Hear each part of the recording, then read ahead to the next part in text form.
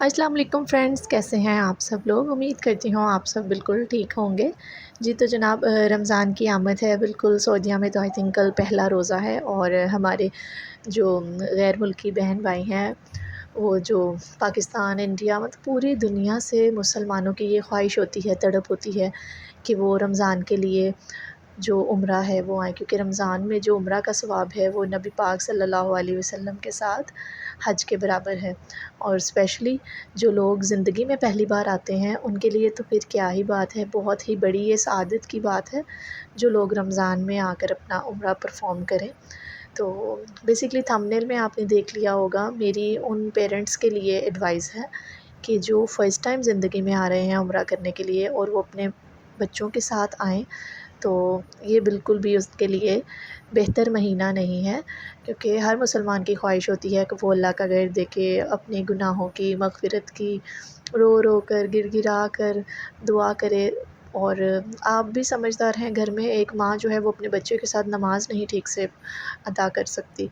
तो जैसे अब रमज़ान में आते हैं, यहाँ तो क्राउड बहुत ज़्यादा होता है रमज़ान में बनिस्बत दूसरे मंथ्स के। क्राउड बहुत ज़्यादा हो जाता है और अगर आपके पास एक बच्चा है, स्पेशली उनकी एज अगर वो अंडर 5 और अंडर 4 हैं, तो बिल्कुल भी ईज़ी ना समझें आप इबादत को। इबादत छोड़िए, आपको दुआ मांगने में कोई तस्कीन नहीं मिलेगी, कुछ नहीं मिलेगा। क्योंकि मेरे ख़ुद के 3 बच्चे हैं और मैंने जब अपना पहला उम्रा परफॉर्म किया उनके साथ, तो कोई पहली नज़र में मुझसे कोई दुआ नहीं मांगी गई। क्योंकि इतने क्राउड में कोई बच्चा आपका स्किप हो सकता है। उसके लिए भी और टिप्स हैं, वो मैं नेक्स्ट व्लॉग में आपके साथ शेयर करूँगी।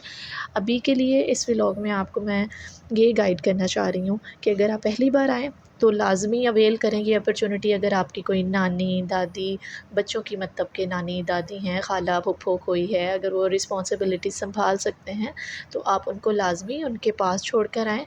चाहे अपना ट्रिप जो है वो आप 15 दिन का प्लान करें, 8 दिन मक्का के और 8 दिन मदीना के।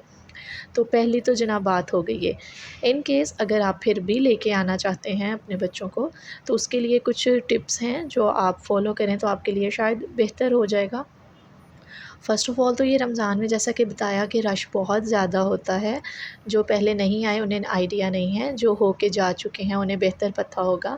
तो जो लोग ज़ोहर की नमाज़ वहाँ अदा करते हैं, मेल मेंबर्स के लिए तो ज़्यादा प्रॉब्लम नहीं होती। बट अगर आपके बच्चे साथ हैं तो फिर मेल फीमेल हस्बैंड वाइफ़ को दोनों को मिलकर चलना पड़ता है। तो आपको असर के टाइम से पहले वहाँ मस्जिद में चले जाना है। क्योंकि जैसे ही क्राउड ज़्यादा होता है, सहन में भी जगह कम हो जाती है, तो वो जो शुरते लोग होते हैं, उनकी पुलिस सिक्योरिटी वो उसको बंद कर देती है, बैरियर्स वगैरह लगा के वहाँ से बंद कर दिया जाता है रास्ता। तो फिर एक दरवाज़े से आपको दूसरे दरवाज़े तक चलना पड़ता है, और वो भी अगर अपने बच्चों के साथ, तो it's a very difficult task. क्योंकि बच्चे थक जाते हैं और वो फिर उठाने की ज़िद करते हैं। एक तो आप लोगों ने अबाया पहना होता है जो फीमेल्स होती हैं, और फिर बच्चों को भी उठाना, रश में जल्दी-जल्दी जगह का ढूँढना।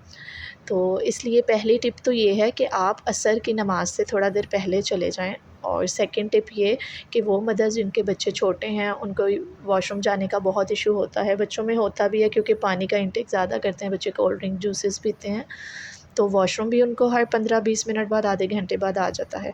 तो अगर तो आप मस्जिद के अंदर चले जाते हैं बच्चों के साथ, तो आपके लिए बहुत ज़्यादा प्रॉब्लम हो जाएगी। वॉशरूम जो होते हैं वो बाहर होते हैं, अगर आप बाहर आते हैं तो फिर आपको दोबारा अंदर जाने की जगह नहीं मिलती। तो इसलिए बच्चों के साथ जब आप रमज़ान में आएँ, इफ्तार के टाइम आएँ, तो असर के टाइम आ जाएँ, और जगह वो सिलेक्ट करें जो वॉशरूम के पास हो। तो वॉशरूम के बाहर भी सहन होते हैं, वहाँ भी इफ्तारी का एहतमाम किया होता है। वहाँ भी सुफ़रा लगता है जो कि काबा शरीफ की तरफ से होता है, और उस पैकेट्स को जो इफ्तार में हमें मिलता है वहाँ पे, उसको वजबा बोलते हैं। उसके लिए भी मैं एक अलग वीडियो बनाऊँगी। तो जनाब उसके लिए जो मदर्स हैं, जो कबूतर चौक की तरफ से जब हम आते हैं, तो उसके लिए जो वॉशरूम बनता है किंग अब्दुल अज़ीज़ और किंग फ़हद गेट के साथ, 4 नंबर और 7 नंबर वॉशरूम है। वहाँ मदर्स जो हैं वो ईज़िली बैठ सकती हैं। अगर आप लेट हो जाएँ तो आपको फिर उससे भी आगे जो न्यू एक्सटेंशन बनी है उसकी तरफ जाना पड़ता है। तो नेक्स्ट जो टिप है वो यही है कि आपके पास कॉइन्स होने चाहिए, क्योंकि टैक्सी वाले जो हैं वो फेयर्स के लिए ना आपको बकाया पैसे भी जल्दी नहीं देते हैं।